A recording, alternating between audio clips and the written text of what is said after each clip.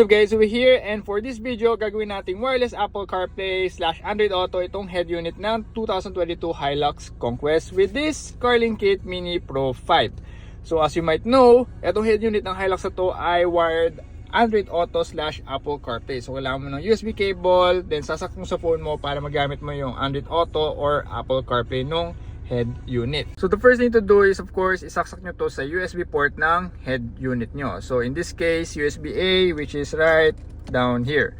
Kung USB-C naman yung saksakan ng head unit nyo, huwag kayong mag-alala. Meron niyang adapter para sa USB-C ng inyong mga head unit. So tanggalin nyo lang takip, then lipat nyo sa other side. Ang kagandahan doon is hindi nyo nawawala yung mga adapters tulad nung sa ibang USB dongle. After connecting that one or plugging that one dun sa USB port, connect na natin siya with our phone. So turn on nyo yung Wi-Fi, make sure scan nyo yan, tapos hanapin nyo to yung Vehicon 0BDE, connect kayo dyan. Same goes with the Bluetooth. So yung password, naka-provide naman yan dun sa box nung dongle, wireless dongle. So enter nyo lang yan dun and then connect kayo. And after nyo ma-connect yun, makita nyo lalabas na yung Android Auto dito, or kung naka-Apple kayo, Apple CarPlay. And makikita nyo naka-connect na siya wirelessly. So wala na tayong cable.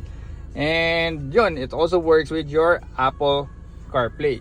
And one more thing, ang napansin ko dito kay Carling Kit Mini Pro 5 is kapag, for example, nag-switch kayo ng music, pinindot nyo tong button dito sa steering wheel, responsive siya. Wala siyang delay. Mabilis. Wait lang, pakita ko pipindutin ko to. Next.